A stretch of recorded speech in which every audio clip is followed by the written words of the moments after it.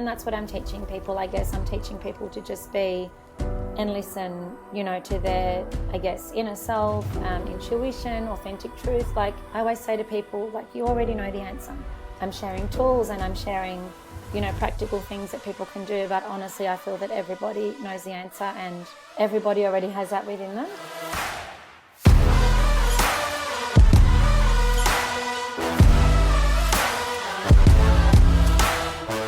So we are here with one of my favorite humans, Diala, and Diala is just a gem of a human. So this is the beauty of, I feel, is the beauty of soul friendships. I've met this woman once in person, and it was at a mutual friend's daughter's birthday party, and it was the first time that I had actually ventured out after going through a big healing journey of my own. I was very, very closed off to the world, and I hadn't sort of socialized in a long time, and I was very nervous. It was like my first day of school, and this beautiful soul just made me feel so comfortable, and we clicked, and we have so many things in common, and she has such a huge story. It blows my mind all the time, and I'm really, really excited for everyone to get to hear a little bit about Diala. So hello, Diala. How you doing? Hi, Sarah. Thanks for having me. That's okay. Thank you so much for coming on. So we have a lot of things to discuss, and we're both talkers. So the goal is to try and keep this around an hour, but we might go an hour and a half. We'll see what happens. But you are an incredible human design reader. Is that what you would call it? A reader or a teller? Yeah, I guess a reader. A reader, and then combined with coaching. Yeah. Amazing. Yeah. So you help people to understand what their human design is. And I am someone who had no idea what this was as probably like 6 months, a year ago maximum. I only just started finding out. And then you did an incredible reading for me, which really helped me to understand myself, my makeup, the way I operate, the things that I had sort of judged myself for. I realized, oh, they're just a part of who I am, my human design. So that's what you're doing now. But before we get into that fun and start to teach people a little bit about human design, I'd love to go all the way back to your very young years, because you are someone who has really, you have just proven what is possible when you focus on yourself and when you put healing as a priority. And I'm like tearing, I'm like choking up already. Oh my gosh. So for the first 6 years of your life, you grew up in a war zone, right? And we all know the first 6 to 7 years of your life are the most malleable. You are a sponge. You are absorbing everything in your reality, and that's what stays with you in your later years. And these are the things that you've got to unpack. So while a lot of us are freaking out about unpacking, you know, abandonment issues, or, you know, my mum gave me the wrong present and made me feel less than, this woman is unpacking that. So I'd love to just get a little bit of insight where, I mean, obviously this is a huge topic and a huge story of yours, but can you give me a little bit of a view, give us a bit of insight of how that was growing up in literally a war zone, not metaphorically. This is real. So what happened? So I was born in Lebanon during the late 70s. So there was a civil war in Lebanon from 1975 to 1990, which meant that I spent the first 6 years of my life in that. We lived in a part of Beirut, the capital city, that was very intense. So on the daily, we were hearing bombings, running to bomb shelters. I guess a lot of the things I've unpacked have been with my parents, especially my mum, around the fear and the panic and just that, you know, real constant, you know, physical constant threat that we lived in. That's been one of the key things that I've had to look at. And I guess, you know, for the first 41 years of my life, I just didn't think about it. Like the rest of my family, I, you know, ticked all the high achieving boxes. I went to university. I had a great corporate gig. I ran ultra marathons. I had 2 children. I ticked all these incredible boxes. And, you know, looking back now, I see that all of that, especially the running, ironically, was me running away from those memories. And when a psychologist first said that to me about my running, I went, oh, no, that's not why I do it. I really love it. But it was. And these weren't little marathons, right? These were huge. We can get into that later because that blows my mind. Yeah, these were huge. Yeah. Yeah, these were huge. So, I mean, I spent 40 plus years kind of, you know, dabbling with healing every now and then, seeing psychologists occasionally. And I guess, denying probably more to myself as well, and putting on a really good front of how okay I was and how I wasn't impacted um, by any of that. And I guess, my family never really talked about it. My parents have obviously, they had 10 years of trauma and 3 children. So now as a parent, I have probably a lot more appreciation, for the fact that they kept it together. And, to be honest, nobody died.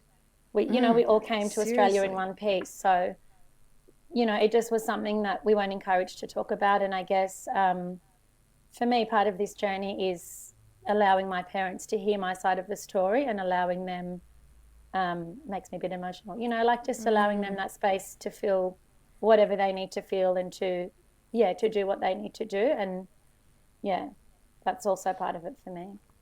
Yeah, that's incredible, honestly. And that's like you said, and I'm reading some of your ebook that you've written a lot of this story down, which is good on you, so you can get that off your chest and sort of show others what's possible. But like you said, they kept you all alive, and they kept food on the table every day. However, they managed that. They kept everything moving forward. Like, what were some of the things that started to flare up, that started to make you realize, okay, I really need to work on this? Was it, anything in particular? Were you getting triggered by certain things, or was it just this overall feeling of there's something not right here? I think probably for a long time I knew that it wasn't right, but I ignored it. But I was really angry all the time. I was really short. By the time I, had started, I had 2 kids. So one was kind of around 7, around that age. One was really young. So there was a lot that sort of happened in succession. And then I think for me, the kind of the breaking point, or the end point, was that it was really starting to impact my relationship and my marriage. So much so that we almost broke up. So I think, at that lowest point, it was when I guess I also took responsibility, because I was really good at, things, I guess, being a victim, things not being my fault, things not being my responsibility. So, yeah, I guess probably, the end point was potentially losing my marriage. Um, and then starting to work through it with a psychologist, with my husband. That's when COVID hit. So there was a lot of, for our family, there was a lot of extra stress and, pressure and changes and all sorts of things. But yeah, I'd say that first year was really just quite tough. And I guess I probably dealt with it because I had no choice in the end. Like I had to do something. I had to do something at that point. So I did. Yeah, so what was the first sort of step? So you said you saw some psychologists along the way. Was it something that came from there that sort of, led you into other healing, or was it something in particular, a moment that really shifted you and started to, see some progress? So I guess there was a few things. So um, for me, seeing a psychologist, especially with my partner, and understanding PTSD and trauma, and what that meant, was really important for both of us, because I didn't really have any idea. So I think that kind of side, that understanding, was really helpful. Um, there was a few key moments which I'll talk about, but at the same time, I'd also started learning about Reiki and just seeing healers of, different kinds, kinesiologists, Reiki healers, past life. So basically anything that anyone suggested, I tried at that time. I was open to trying all sorts of things. Um, there were 2 moments for me, which I've written about in the ebook, which I can share with people, when I just felt really low. And I used to go to a certain spot by the beach in Cronulla, in Sydney, where we were looking to move. And I met a woman and just had this most incredible healing experience. And then 2 days later, I saw Gabrielle Bernstein live, and she was the first person, on my spiritual journey, that I started reading around spirituality and manifestation. And I saw her live and actually stood up in front of 3,000 people and spoke about where I was at, and, my husband, and how it felt in my marriage, and just had the most incredible experience while there were 3,000 other people there. Just felt a real connection. Just casual. Just a really private moment. So private clubby sesh. I mean, there's a couple of things I want to unpack there. So first of all, before we get to Gabby, because I think that's such a huge thing, when you actually get to meet the person that has helped you, when you have your spiritual awakening, start to understand what you're going through, it's almost like they're like your guru, your mentor. They feel like a part of your soul. They're so treasured in your heart. The fact that she was able to be the one to help you is not a coincidence, obviously. But can I just ask you to pull your hair back a little bit because it's on that microphone? Yeah, perfect. Good old technology. But the woman on the bench, you said you had a healing moment with the woman on the bench. What was that? What happened there? I just remember, for me, it was probably the first time I was vulnerable, which is, hold a lot close to my chest. And I think I sat and cried and really felt her hold me and, felt myself, I don't know if release is the right word, but just kind of talk about how things were and how things were not okay, and how much of a struggle things were for me. And this was a stranger or someone This was you knew? this was a complete stranger. Oh my gosh, Yeah, complete I out love of town that. stranger. Yeah, complete out of town stranger. Yeah, just I guess acknowledging, and she happened to be a healer as well, which of course was no accident. Like just being able to acknowledge that things were not okay because I was always really good at making things feel and seem and look okay. Yeah, right. So it was probably even, that was the beauty of it, the fact that she was a stranger that let you just sort of go, I'm letting go, I'm just doing Yeah, it. But that is so beautiful, right? That's the universe, isn't it? It's just yeah. giving you something that you needed to then get you to that next step. And so Gabrielle Bernstein, she was very soon after that, was she? Yeah, like 2 days after that. Yeah, So so it was all in very you were quick succession. primed, you were Yeah, quickly set up yeah, and prepped, and off you go to yeah. Gabby. Okay, so what was it with Gabby that she sort of helped you with, if you care to share it with us? Yeah, gosh. At the time it was funny. I was there with a friend and she took down some notes, which I'll occasionally get out, which I love because at the time I kind of, there are bits I don't remember. But I remember just having this incredible connection. I remember her really having the ability to just really look at me past those 3,000 other people.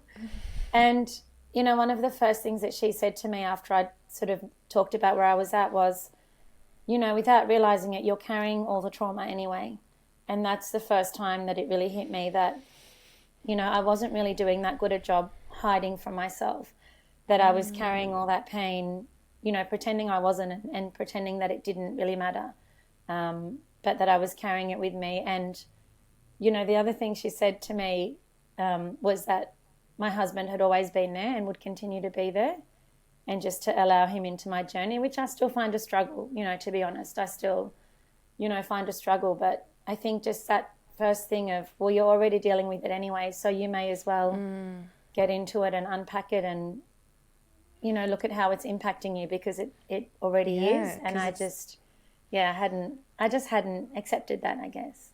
that isn't that it's so amazing how a simple line like that you could look back and go, oh well, I knew that, but it needed to be said to you in a certain way by a certain person to make you realize, just have that click moment. Oh Yeah. my gosh, why aren't I at least trying to work on it? Because it's going to be stuck with me anyway. At least I could feel like I'm making some progress here and Yeah. be proud of myself and start getting that confidence back.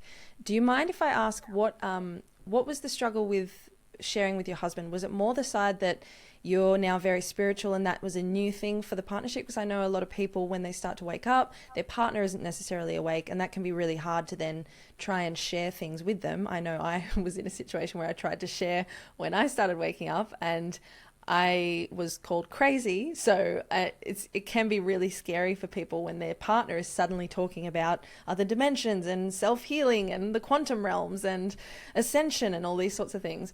Or was it more that you were just so used to being the strong woman, the wife who had everything sorted, and you didn't want even your partner to see shards of you sort of starting to crack a little bit? Yeah, I think it was definitely the latter. I mean, look, I've been on a spiritual journey for, I was trying to work out, let's say like 6 to 7 years ish. So, he's been always curious. I'd say probably curious is the right word for him. And he's dabbled in bits, but, he's always been open to me doing what feels good for me. Oh, good. Yeah, I think it was the latter. And I think also, again, a big part of trauma when you start to uncover it is that I didn't want to admit that it was my problem. you know, so I didn't want it to be my responsibility. And there were, you know, things that were happening in our marriage and, you know, lots of arguments and lots of difficulties that for me was easier to blame him. So, yeah, I think I didn't want to delve into, I didn't want to be responsible for the trauma because there was a lot of things that I couldn't explain, you know, a lot of feelings that I would have that I didn't understand myself. So I think it was mainly that, yeah, I didn't want to be, I guess I didn't want to be responsible because I didn't know how to fix it or I didn't know what to do. Yeah. Yeah. And how, I mean, in my own personal journey, especially recently, that has been such a key thing for me, taking responsibility. And like you said, it, you know, at the start, when you start to think about it, it seems scary and it seems like I don't want to do that. Even if it's a subconscious thing, you're always sort of resisting taking responsibility. But I've found, at least for myself, the moment I realized, holy shit, and again, such an obvious revelation, right? One of Yeah. many very obvious ones. It was, oh my gosh, I am 100% responsible for everything in my life, every single thing that I do. And it, like I said, it sounds so obvious, but once you start to take control of that and go, take responsibility for everything, it's so empowering. It means you no longer let yourself fall into victim mode. And then once you can adopt a learning or growth mindset, everything that happens to you that you sort of wanted to in the past go, oh, they've done that to me, or this has happened to me, it becomes, this opportunity's come my way. It, you know, it might look pretty shitty. It might be a bit of a painful opportunity or experience, but no matter what it is, I'm learning from that now and I'm taking little bits of information and little nuggets of wisdom, and it's all culminating to make me a better person. But so many of my bad self-sabotaging habits dropped off when I started taking responsibility. And it's just so interesting to me because for so long I was so against it, even if it was a little bit subconscious. But yeah, it's become the most empowering thing ever. How did you find the shift when you sort of started to really step into that no more victim mode, I am responsible? I think, I mean, a lot of things have happened, I guess, in succession since then. So for me, the empowerment was really important and really strong. So, you know, I've got two boys, and part of my healing has really been because I didn't want them to carry the trauma that I've carried. So I think I had to, you know, learn to take responsibility, but show them for real as well that that's what I was doing. And it also meant that we made, you know, even in the depths of what was really hard, some incredible decisions like moving to the beach, you know, during COVID and being able to wake up at the beach every day. It meant that, you know, I was empowered during a time that a lot of people weren't. It meant that I took my kids out of school and homeschooled them. It meant that, you know, we moved interstate just because we wanted to. So for me, I guess the empowerment from being responsible has been incredible because, you know, I've probably gone the opposite way where I've gone, well, I can do anything. I can move anywhere. I can go anywhere. I can, you know, I can be anywhere. My kids can do the same. So for me, it's been super empowering because it led then to like I guess a multitude of decisions that meant that 12 months ago we moved to Queensland and, you know, like we live where we want to live and we've created incredible communities, you know, so I've got an incredible soul sister community, but the kids have communities and yeah, I think taking responsibility has been really positive, you know, because it's meant that we've been able to go, well, yes, of course we can pack up and move interstate in 2 weeks if that's what we want to do. You know, of course I can homeschool my kids if that's the environment that I think they need right now. 100%. Yeah, it's been super empowering.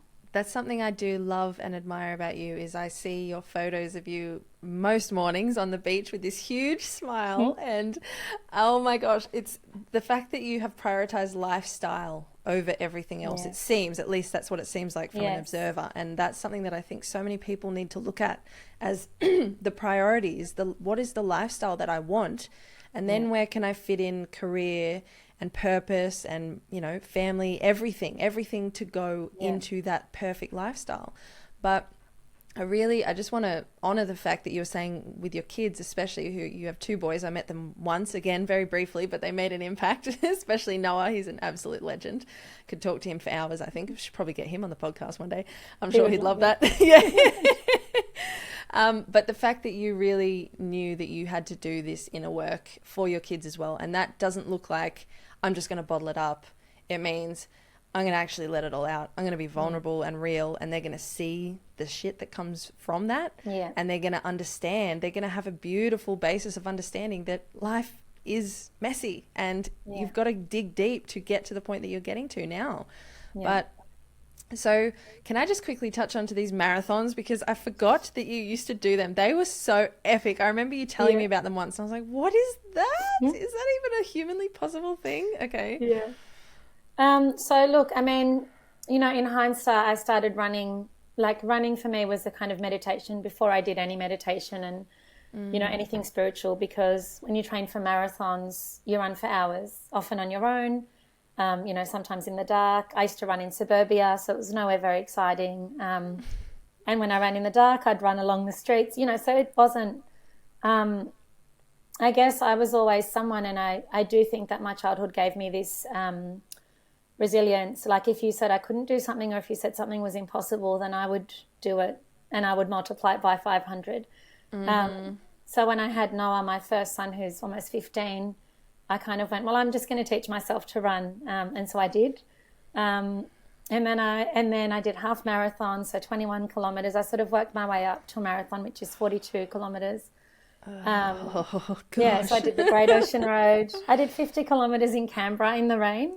And you know Canberra very well. It's not fun in the rain. Well, this is the thing. I see these people running. There's something called a lake run, I think, here. And there's a big group that do it all the time. And I'm walking back from the gym after my 45-minute session where I am buggered. And I'm looking at these people going, you're running for like hours. And half of them look like they're on top of the world. Half of them look like they want to just jump in the lake and just make it be over. Yeah.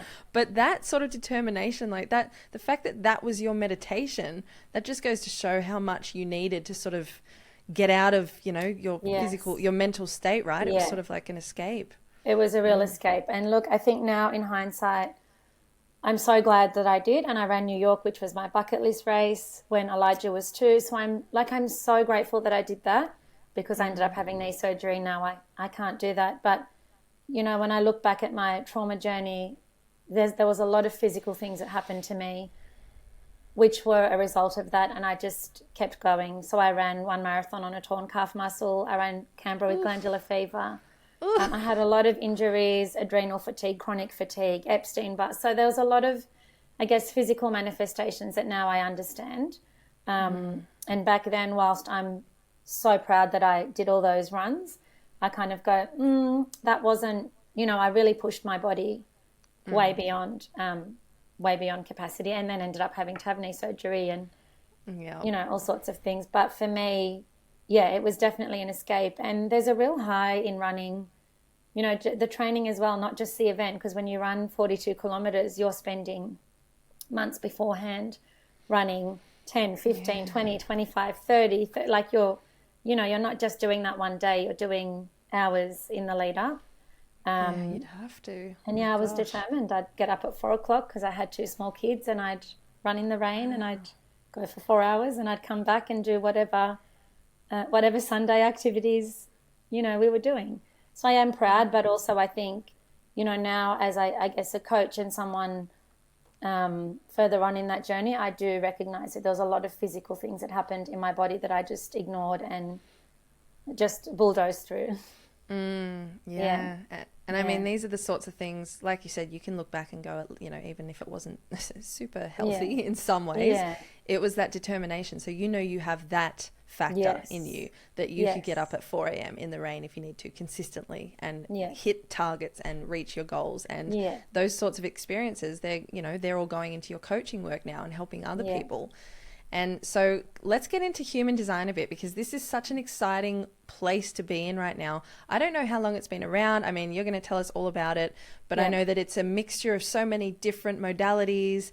And like I said, for me, I didn't even know it existed until recently. And when I did, and when you did my reading for me, it really started to show me certain things that I had judged myself for. And I had even... you know, I had hit massive ruts in my life because I was judging myself so harshly for responding in certain ways, for having certain strategies around doing things. And I just thought that, you know, I was a bit flaky in some ways, or I was, you know, because I would start things and then I wouldn't finish them. And you've explained to me, it's like, that's actually part of my method to taste test everything. I need to sort of dip my feet in a little bit. So can we talk about human design? So what are the basics? What is it? Yeah. Where does it come from? Okay, so I'll try and keep it short-ish because it's my favorite topic. Yeah. So human design was channeled in the 80s to a man in Spain called Ra Uruhu. And what it is it's a combination of a bunch of systems, as you said. So chakra, Reiki healing system, quantum physics, I Ching, and the Chinese gate system, which also links to gene keys, which is sort of a side, another side method to human design. Astrology is also a really big part of it. And basically what it says is that at the time and place you were born, with all the alignments of astrology and the planets the way they were, that you were designed to be a certain way. So if you want, I can go into the 5 types. I'd love that. Yeah. But basically it says you were designed to be a certain way and make decisions a certain way. So there's the 5 types, and then there's the decision making. And, there's endless hours of work around human design. I did reader training, but there's, I guess, different schools and, different thoughts and different interpretations. For me, the really big thing that I love and why I use it in conjunction with coaching is it helps people understand themselves, like you've said. So when I do a reading or when I talk about human design, I want people to apply it, because often people will say something like, oh yeah, I've heard about that, it's really good, I've got a reading somewhere in the bottom of my drawer. Yeah, but I haven't looked at it. Yeah. But I haven't looked at it. So for me, it's really making it practical. So there's 5 types in human design, 5 main types. So one is a manifestor, and manifestors are the ideas people. So they're the ones that come up with big creative visions. Often they do the thing, then they go and do another thing. They do the thing, they do another thing. So my 14-year-old's a manifestor, very focused on a goal. And then when they get there, or when they almost get there, they're like, okay, we're doing the next one. What's the next one? And often they're not great at implementing. They have the idea, they think it's a good idea, they do a little bit, and then they're like, nah, my next idea is this, or, now I'm singing, now I'm, they're just very good at jumping. So you've got a half, let's call you a half manifestor. Really good at, the ideas, but, sometimes hard to follow, because you can look at manifestors and kind of go, whoa, I thought you were running marathons and now you're swimming triathlons. They just go really quickly. And, if you're friends with them, or if they're part of your kind of inner circle, sometimes it's hard to catch them. It's hard to kind of reach where they are. And then there's generators, which is the most common type. And generators, I guess, are lucky in a way, because generators, I guess, is how we're all taught to be. So generators are generally the worker bees, the people that you can rely on to do everything, the ones great at ticking off tasks, the ones that seem to juggle all the things, make everything happen, have multiple things going on at the same time. But generators can get really stuck in, I guess, doing all the doing and not doing what brings them joy. Doing everything because they're really good at it, and not doing what brings them joy. Then manifesting generators, which is what you are, is a kind of a hybrid of those two. So manifesting generators have the incredible manifesting ability, the ideas, the creative side, and they also have the generator ability to make that happen, all in one, wrapped up in one person. And which is great, fantastic. Which is great, right? But you said, the thing that you were saying about, the manifestors, how you start with something and then you don't, and the generator side, where it's sort of like you get stuck just doing the things you know how to do. I would constantly have a list of, here's what I want to do up the top here, but I need to do this and this and this and this and this first. And I would always get everything else done except for the thing I actually wanted to do. And it just sort of, I kept holding myself back from what I really was passionate about. And, until I actually found out that, this is a part of what's going on here, it was just so frustrating constantly. So anyway, sorry, keep going. So manifesting generators, very much that mix, but also you've learned the experimenting, the way of yes, I'm going to try that thing and I love it. And okay, now I'm bored. So now I don't need to do that anymore. So just discerning, when something isn't joyful anymore. Then there's projectors, which is what I am, which is less common, but projectors are often healers, guides, So a lot of the mutual friends that we have are projectors. Yeah, Right. often Yeah. healers guides. You know, it can also be, I love talking about my husband because he's also a projector, but I guess he's, you know, not in a spiritual healing sort of sense, but at work you can really see him being the mentor, the guide, implementing systems, which is what projectors are really good at, you know, finding out how things work better and more efficiently. So projectors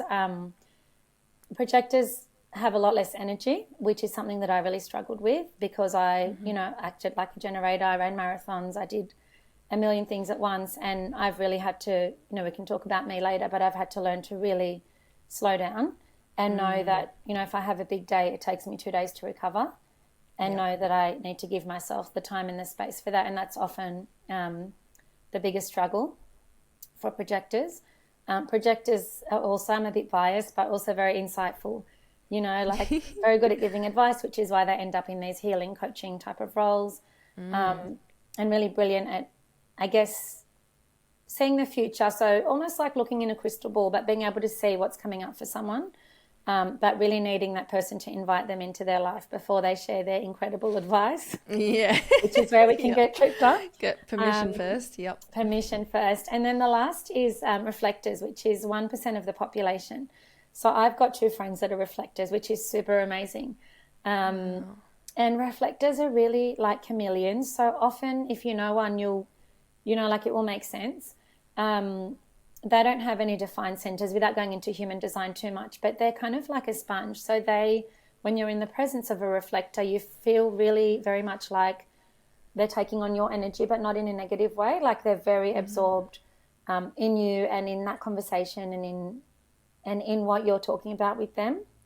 And when I look back at a friend that I used to run with, actually, before I knew human design, when I look back at the conversations we'd have over our 4-hour runs, I just always remember her being like never telling me what to do, but being, you know, so incredible at listening and yeah, just saying little things that would really make me think.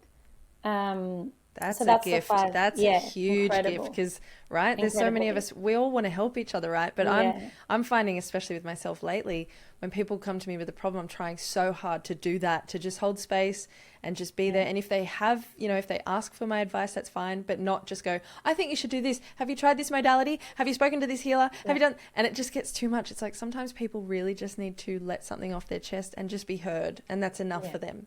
So that's a superpower, being a reflector. Yeah, it's Wow. incredible. Can I just ask, were you talking while you were running?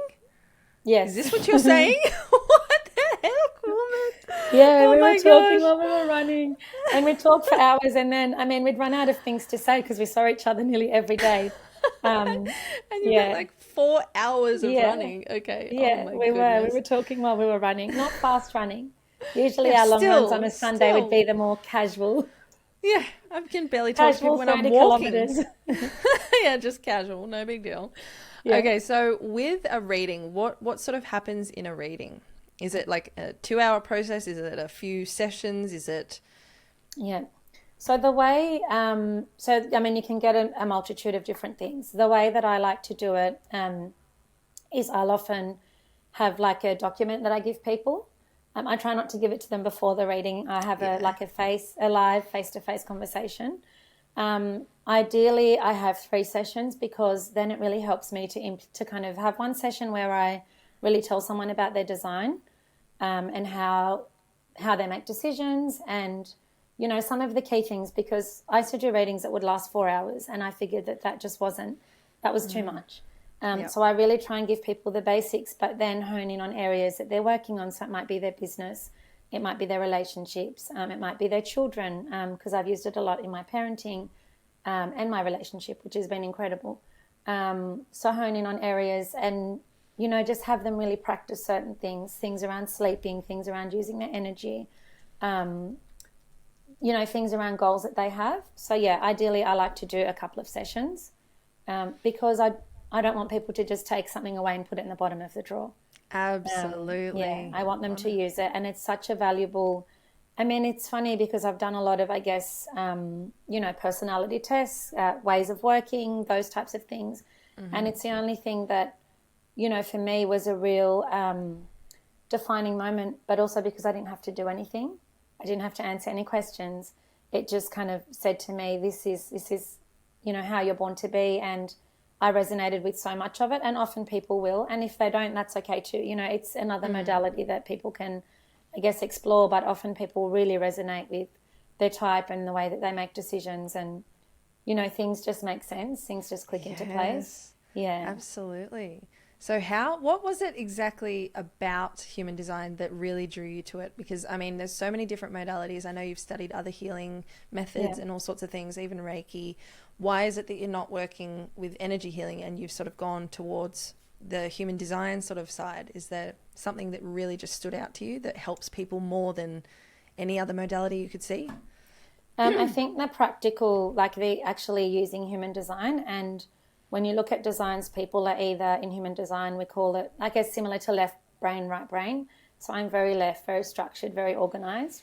So I really liked that it was something tangible that I could actually talk about and give people, you know, actions and tasks to do. And I can see now, like with people that I've worked with, I actually got a message from someone that I'd worked with a year and a half ago last week. Like I can see how it's really impacted what people are doing in their relationships, in their business. I can see how much it makes a difference. And I think probably for me, the biggest learning was just an exhale of, like, it's okay to be who I am. It's okay that I retreat a lot. It's okay that I need so much more rest than other people. That's a big thing for projectors. You know, it's okay that I do have these really deep insights, but I also have to be careful how I share them with people, you know, that I can just be that and not have to worry about other things. And that's what I'm teaching people. I guess I'm teaching people to just be and listen, you know, to their, I guess, inner self, intuition, authentic truth. Like, I know you talk about this as well, because for me, again, when I think when I coach and when I work with human design, even when I was working with Reiki, I always say to people, like, you already know the answer. And that's also really important for me. Like, it's a modality where I'm sharing tools and I'm sharing, you know, practical things that people can do. But honestly, I feel that everybody knows the answer and everybody already has that within them. So I think I'm just going more down a path of, you know, I'm not a magical person. Not that I thought I was, but, you know, everyone has their own magic already. And human design just kind of helps you either uncover that if you have no idea, which doesn't happen very often, or often you're like, yes, thank God. Like, you know, as you were saying before, I thought there was something wrong with me, or, you know, I thought I was really strange. And, you know, even like with parenting, for me, it's a really big passion because it's enabled me to start parenting a teenager, which is huge in any shape or form. Yes. But to be able to know that he's a manifester and he's got a thing that we call emotional decision making, and to be able to, you know, see when I need to leave him, and when everyone else at home needs to give him, you know, that space where he's just going through that thought process, and be able to explain it to him as well. It's been incredible. It's been such an incredible and practical tool, because I'm all about having something practical that, you know, that I can implement and that I can teach people how to implement. Yeah, absolutely. Yeah. And I totally feel you on that. I know, I mean, I only just woke up in 2018. So I had a 31 years of very, you know, I always dreamed that things were real, and, you know, I used to write about Atlantis when I was younger and do all these things, but I thought, oh, it's all just fiction sort of stuff. And then I started to learn about energy healing. But the point is, I'm still very much, I need the practical as well. I have a lot of friends that are very much into the channeling and the energy healing, and I love that, and that's fantastic. And I've even had sessions and they have had profound impacts on me. I can feel it. I've had visual experiences. I've astral projected. I've done all these amazing things, but still I'm here. I'm in this 3D world, even though I might be, you know, shifting vibrationally towards the 5D sort of level, which is more the unconditional love, and we're all one and we understand where we are, who we are, where we've come from. But I still need those practical tools. And that's why I appreciate what you're saying. I loved my reading with human design. To be honest, I'm still unpacking it. And we only did, I think we only did the one session as well. Yeah. But there are so many different elements to it. So I wanted to sort of ask, and you've already tapped onto this a little bit anyway, but how do you see people, and it might just be from your own perspective, implementing this specifically into their lives? So definitely, like you said, you can see with your sons what what type they are, and that's helped you. Are there Yeah. any other ways that you sort of, what about the strategy side of things? Because I know, Yeah. what exactly, maybe explain what strategy is to Yeah. us and then how that helps people. If Okay. you know that, how is that Yeah. then going to help you in your life? Yeah, definitely. So strategy. So I think for me, the key parts of human design is the types, which we've talked about. The strategy, which I guess is, the fundamental way for you to live, and then the way that you make decisions. So the strategy is, Yes. the way you make decisions, I think is really Yeah. important. But the strategy is different for every type. So for projectors, which is what I am, the strategy is to wait for an invitation. So this can be really tricky, especially when we're, I guess, in a generator world, right? And I was used to going out and doing everything and, go, go, go and making it all happen. Waiting for the invitation, I think, has been really hard for me. And it's probably taken me 2 or 3 years to really be at peace with that. So waiting for the invitation for a projector means that when something comes up, that's the ideal time for them. So, for example, you've asked me to be on this podcast.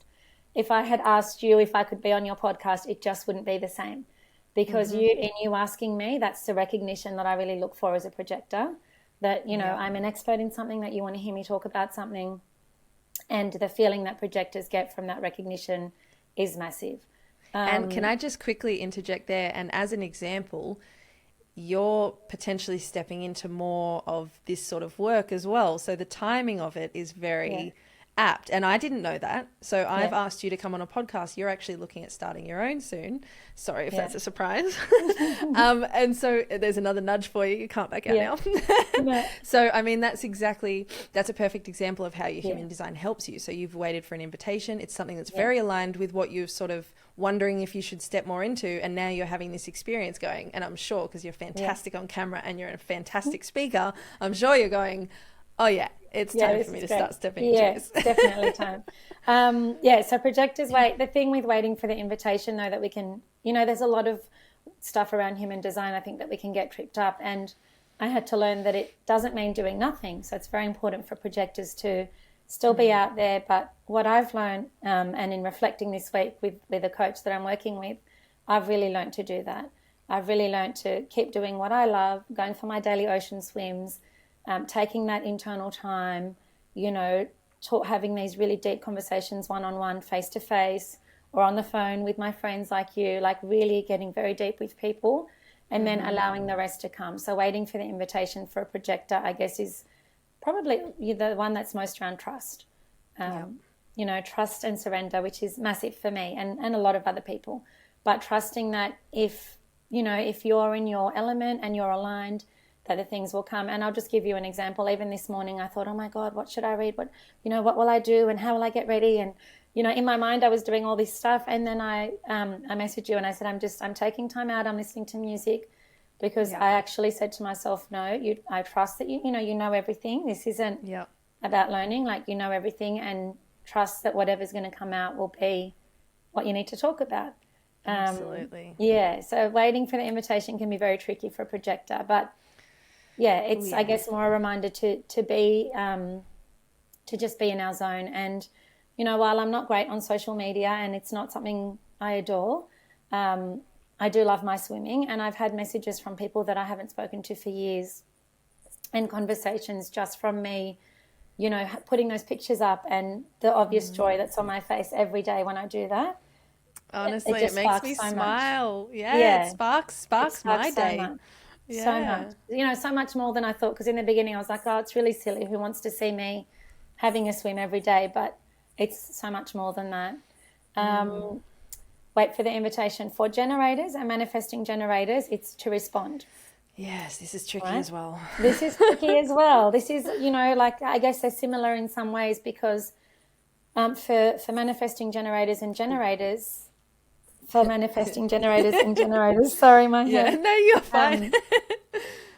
You have to have something to respond to. Yes, exactly. So you still have to be, doing your thing, similar to a projector, in order for people to ask you something, or in order for you to see something and respond to it. So it can either be responding, same with projectors, to a person, or responding to a thing. Something that you might see that might say, for example, teach other people how to create podcasts.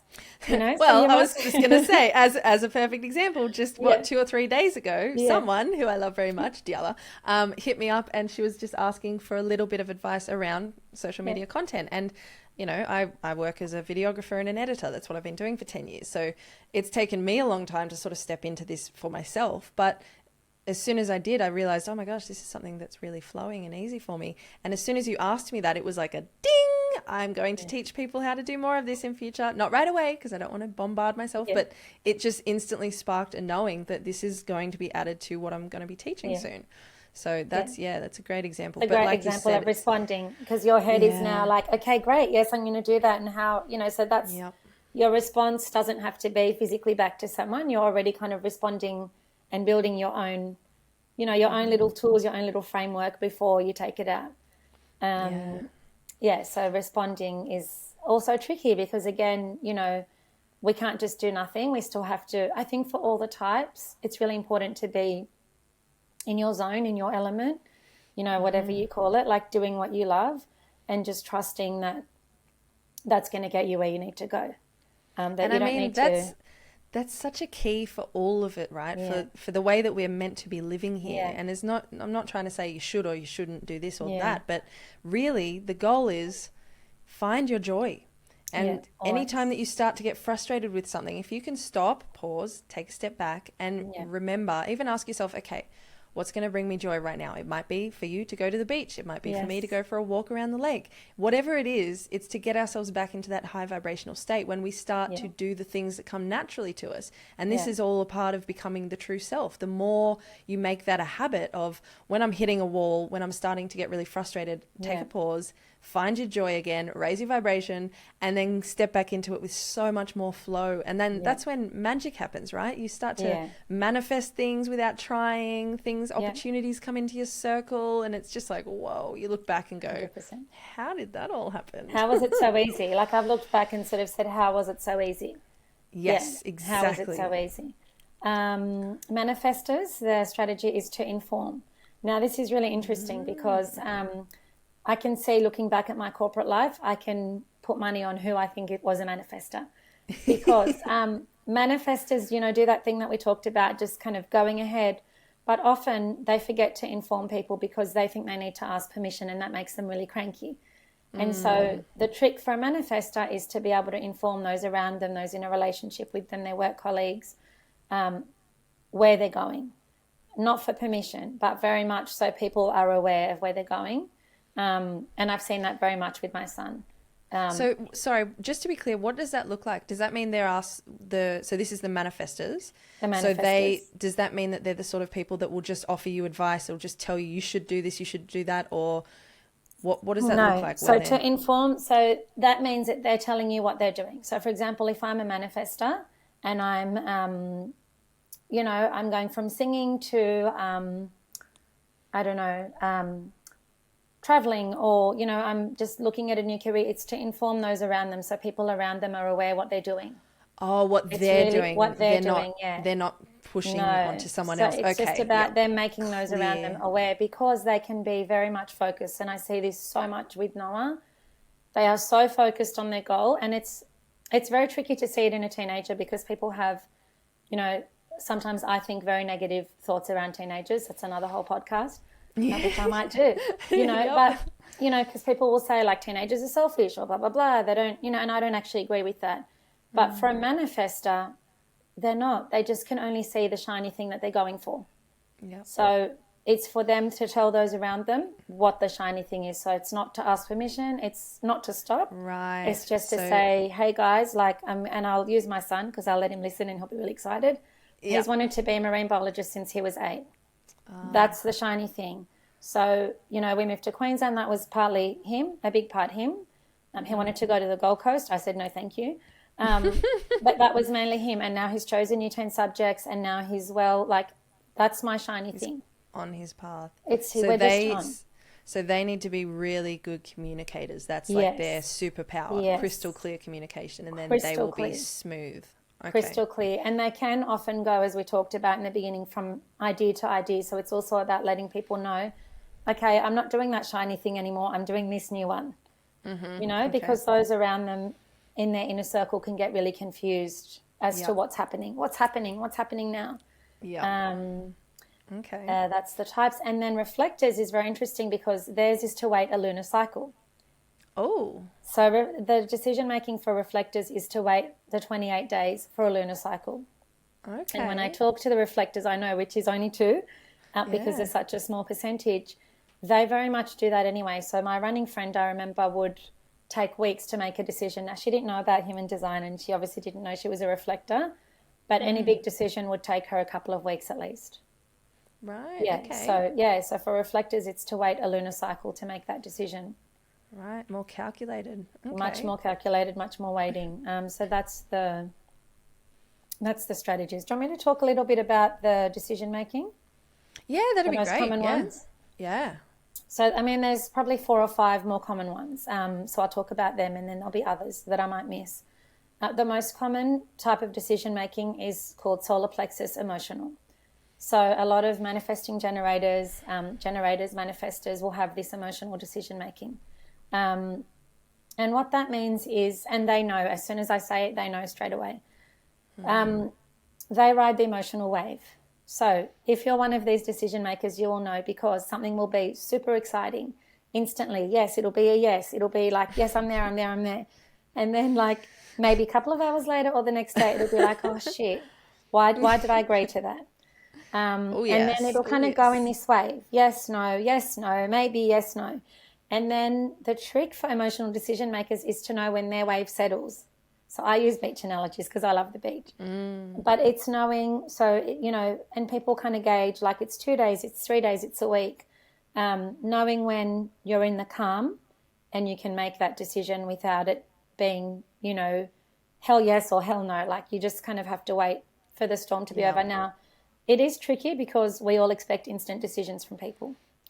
Okay, everything's very instant, very fast. And so I've got a friend who's an emotional decision maker who's very good at saying, let me sleep on it. Now, that would even be for something like a coffee. So she would just take Yeah. her time to make any decision, big or small, and she kind of knew how many days she needed roughly to make that decision. Yeah, and you know what? Just before you continue, sorry, this is me as well. This solar Yeah. plexus emotional, Yeah. and especially when we had our reading, and you told me a couple of examples just like that. This has been a huge part in teaching me how to set boundaries, and it has taught me to not agree to something 3 weeks from now because I might want it right now, but 3 weeks from now I might change, and I might go yes, no, yes, no, yes, no 12 times between now and then. So I just want to figure it out later. But the beauty of that is I have been forced to be a lot more real to myself, to go, back myself and understand that if people don't accept that, if they can't accept me with my emotional decision making, then they maybe don't deserve a place at my table. And so it's really helped me to figure out who my true tribe are, because the ones that are true in my circle are fine with that. They're fine with, let me know in the morning. Let me know the day of. It's fine. Like, just hit me up. I'm here for you if you need me. If not, all good. And once the pressure's off, it's so much more enjoyable for me. And I want to do those things rather than feeling, oh, I agreed to this thing, so I have to do it. Now I'm resentful about it. Now I don't want to do it. Now I've got this terrible energy around me. I'm going to bring that to the event, and then everyone's going to think I'm a bitch and and it just spirals out of control. So this reading for me was huge because that was a big takeaway for me. Anyway. Yeah, definitely. So where are we emotional. up to? So sacral. I'm just doing these off the top of my head. So sacral is also very common. A lot of generators are sacral. So sacral, I guess, is probably the easiest one to understand. That's what we traditionally would call your, gut feel, your intuition. What does your body say? So sacral is very body driven. I say to people, like, how does it feel in your stomach? Sacral people, you'll kind of be able to pick them, as you learn more about design, because they'll be the ones that make noises. Oh, okay, got it. Yep. Like they'll be the ones that, have those cues. And sacral people very much thrive on having questions. So I've got sacral friends that I'll now say, like, do you want to go for coffee or do you want to go for a walk? Do you want bolognese for dinner or do you want fried rice? Like, Love it. They really thrive on Options. having options, but not too many, but the ability to go, yes, that one feels good. The thing is that sacral is also very in the moment, right? So your gut feel now, similar as what you were saying, could be different tomorrow.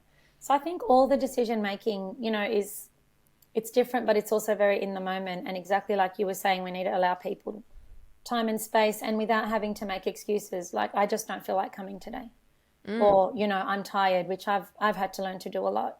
I used to feel very guilty about saying I can't, like I changed the time of this podcast, being able to say like I just don't have the energy or Yep.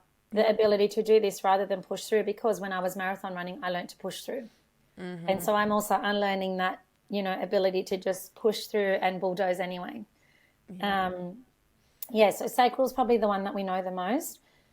Splenic is another one. A lot of projectors are splenic. So I'm splenic and my husband is splenic. And splenic is very, it's like a ping you get before your intuition. So it's like that instant yes or no. It's very hard to explain, and it took me a while to kind of get there. But it's that first thing that comes into your head, whether it makes sense or it doesn't make sense. You can't explain it. Like there'll be times where I'll go, oh, I don't want to get in my car today. That person feels funny. Like there's just things that you can't explain. Splenic is that very instant hit of like, this is what I need and I don't know why and I don't know how to justify it, but it just is. And for me, it's also linked to the spleen in human design is kind of the home of fear. And in a physical sense, it's a filter for your body.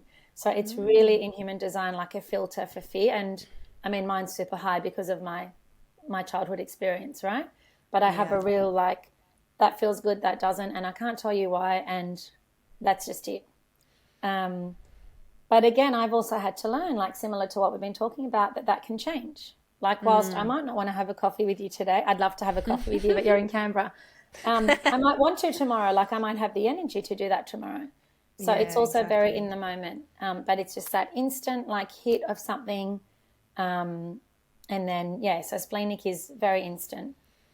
Splenic, sacral, there's a couple of other smaller ones that manifestors and projectors can be, like there's one that's called sounding board. And my 7-year-old is sounding board, and it's very interesting watching him, because what that means is that you look to your inner circle to make decisions. So you're kind of bouncing off them. So I guess one, you have to know, and two, you have to be able to have, as an adult, a good inner circle so that you're kind of bouncing off them and the right people. Using kind of that gauge to make decisions. And then there's another type, these are probably the most common ones, called self-projected, and I love this. Self-projected people need to hear themselves to make a decision. So often you'll find them, even without knowing human design, they'll do voice notes and listen to their own voice. Yeah, right. Or if they're aware, they'll kind of say, look, I just need to tell you something, but I don't need your opinion. I just need to sound it out. I need to talk it out, people might say. They're probably the most common, and knowing them for me has been the biggest game changer, like in relationships with my kids, even just with friends, like knowing that someone needs more time than you do to make a decision. And I've been working with a couple, which has been really exciting, and for them to know each other's strategy. Oh, that's a game changer. Game changer, excuse me, because sometimes as women we're like, well, what's your decision? And like our partner might be like, well, I don't know. Just sound it out. Hold on. Sound it out, yeah. Or she's had to learn that her partner needs that time. Yeah. So for me, that's the biggest. Yeah, that's one of the biggest, because while the types are quite different, you might relate more to someone, or be able to get along with them who makes decisions in a similar way that you do. Absolutely. Yeah. I mean, or just be able to understand. That's the thing. The biggest thing I'm taking away from this is that, and this is why you are such a grounded, solid friend. You really are. It helps your friendships. It amplifies them, because you can understand these certain things about people.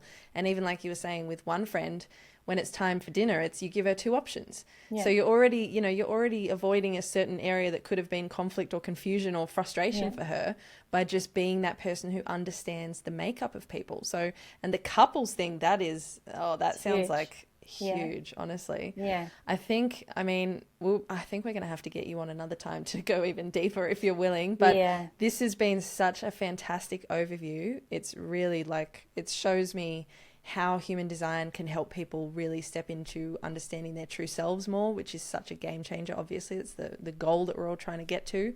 But yeah, also how you can be a better friend and help other people. So if people want a reading with you, how can they do that? Yep, so they can message me on Instagram, which is _Diala_, or they can look on my website, which is www.diala.com.au, and we can go from How there. did you get that website? How amazing. Just your name. Well, That's beautiful. there's no other Dialas in Australia, so I nabbed it a few years ago, actually, before I had anything to say. So in Lebanon, there's 100, but in Australia, there's just one. There's just one, or maybe two. That's amazing. Well, I hope that the listeners today can see as firsthand example from you that trauma is something that you can overcome, and not just overcome, but then heal and help so many other people with that, with all of the lessons that you've learned. Thank you so much for just being you. I'm so grateful that our paths crossed when they did, and you've just been such a beautiful friend to me in so many. You pretty much met me at like really rough times, so you've been really solid, and I appreciate you so much. But thank you, my love. Oh, thank you. And it's been so fun. Oh, good. I hope it has, because I want to see you doing yours soon. It has. Oh, that's awesome. Well, I will talk to you soon. Thank Love you. you. Thank you again. Too. Bye.